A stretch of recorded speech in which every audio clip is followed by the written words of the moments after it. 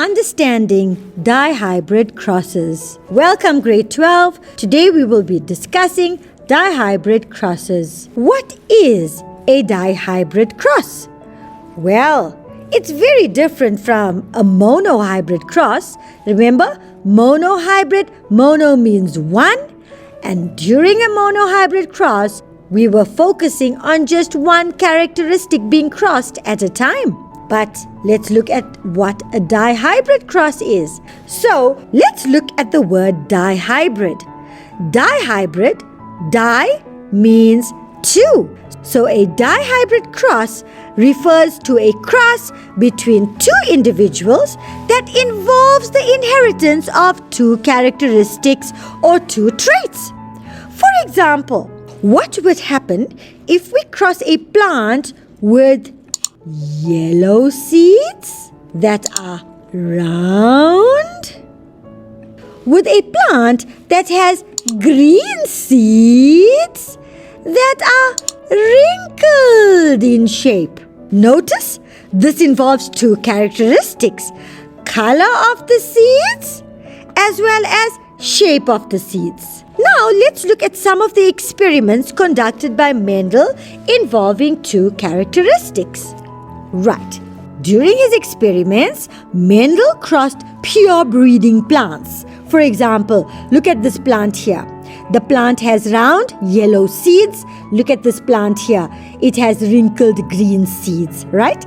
This plant was purebred for round yellow seeds, and this plant was purebred for wrinkled green seeds. When I speak about pure breeding, right, it means that if I had to take the plant that had round yellow seeds, right, and if I had to self-fertilize this plant, then all its offspring will have round yellow seeds. None of them will have wrinkled seeds, none of them will have green seeds. All its offspring, if it was self-fertilized, will be round with yellow seeds. And if he had to take this purebred, wrinkled, green-seeded plant and self-fertilize it, all of its offspring will also have wrinkled green seeds.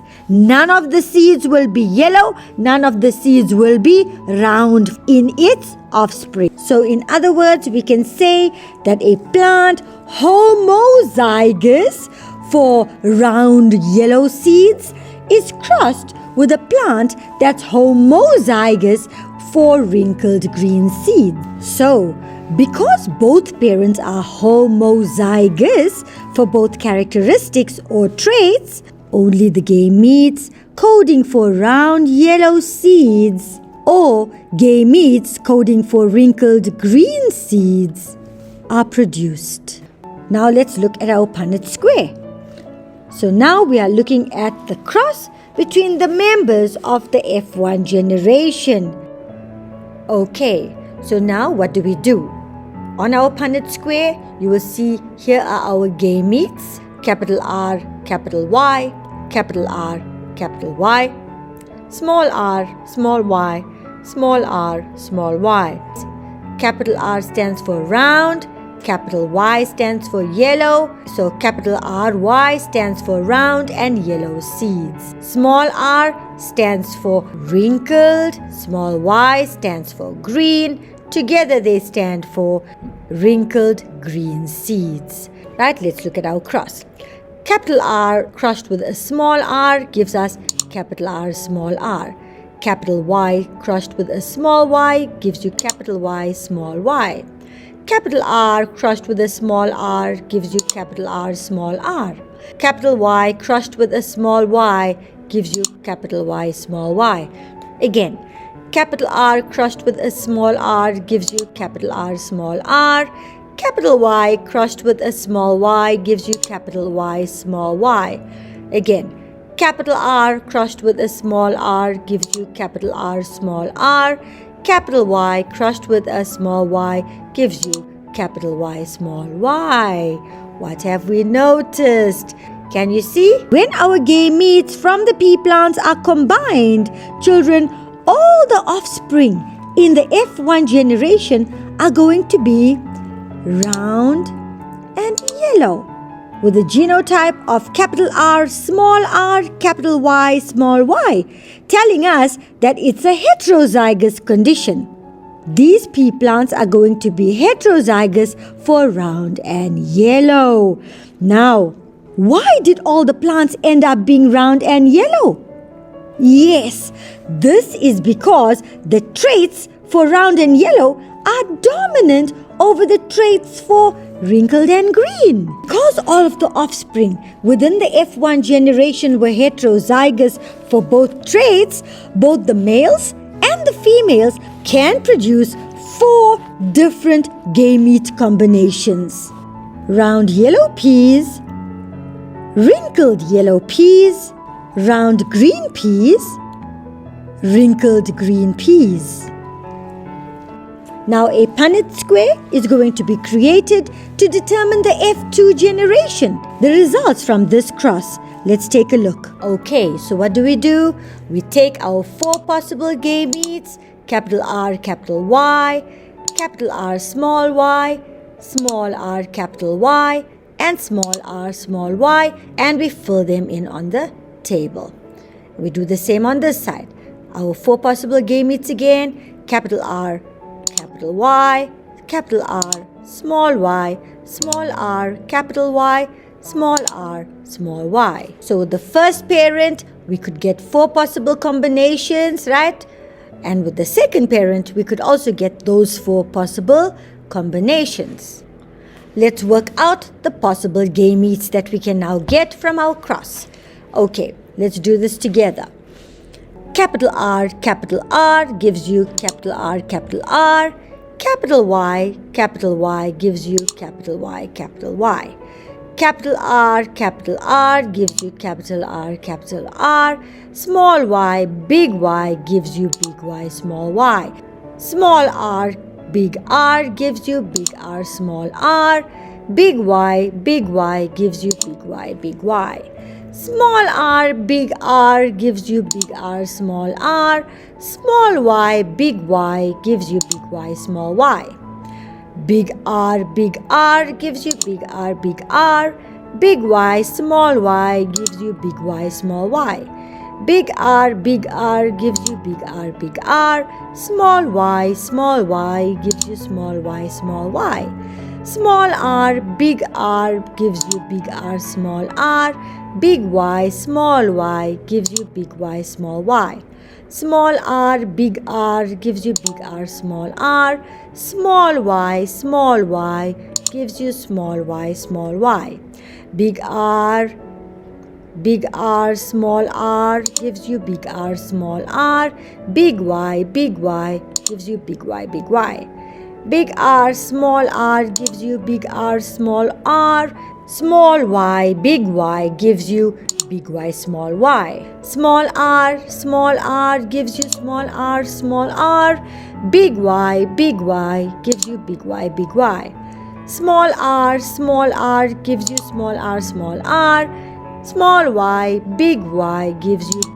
gives you big Y, small y. Big R gives you big R, small r. Big Y gives you big Y, small y. Big R gives you big R, small r. Small y gives you small y, small y. Small r gives you small r, small r. Big Y gives you big Y, small y. Small r gives you small r, small r. Finally, small y gives you small y, small y. Are we happy? Right, so those are the genotypes that we have received of the possible plants that we can get from this cross. Now, let's call out their phenotypes. Right, this one, we can see big R, big Y, small y. This represents a round yellow seed. Homozygous for round yellow seeds.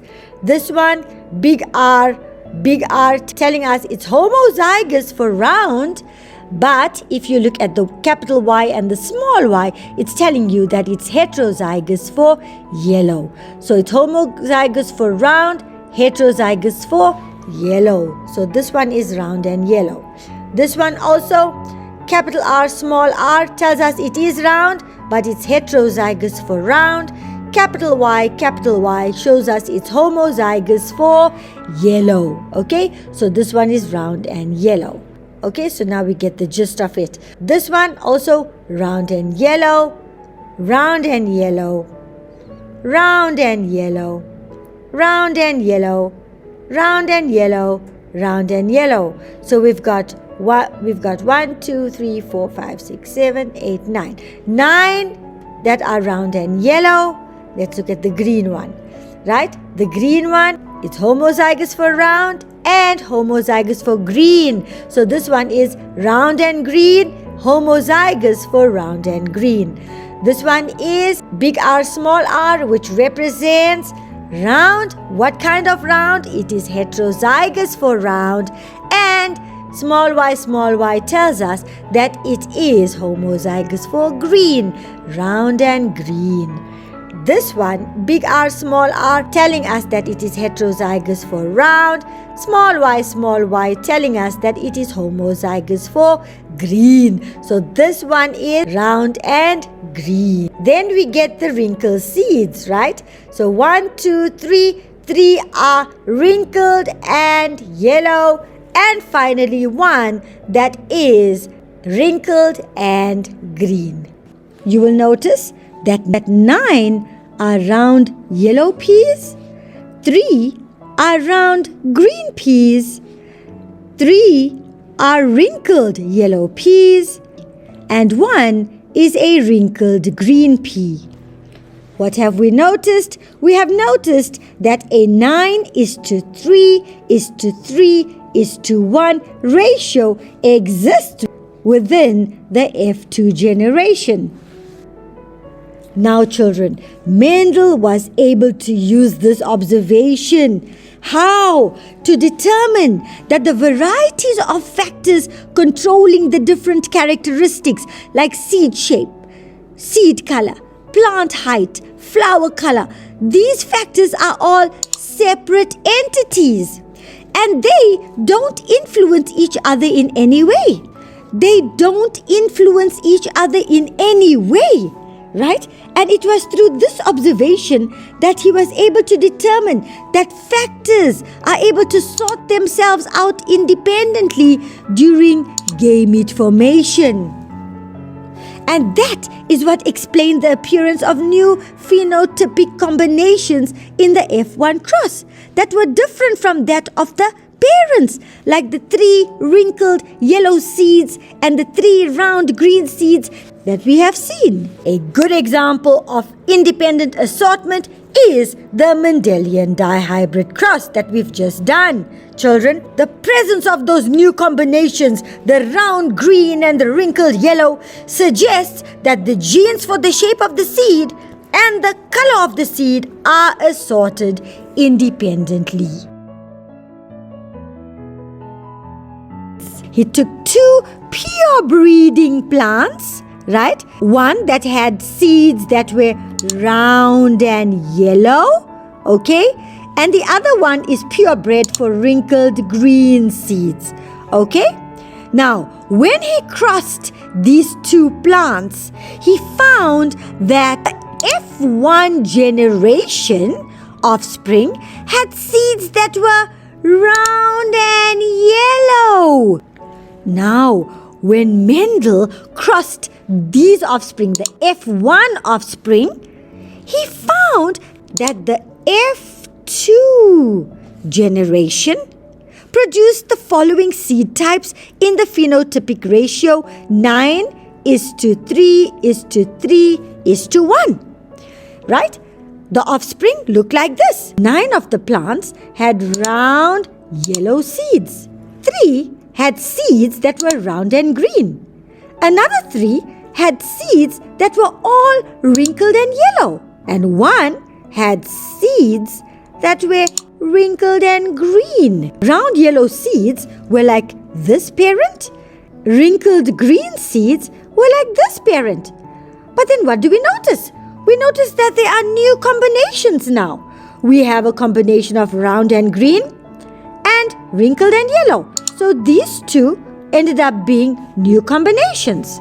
So what happened? We noticed that in addition to the phenotypes of the grandparents, right, who were round and yellow, wrinkled and green, two new phenotypic conditions appeared in the F2 generation, right? And these are the three with round and green seeds and the other three with wrinkled yellow seeds. From this work, children, Mendel developed another law, and we call that law the law of independent assortment. Hope you enjoyed our video. Like and subscribe.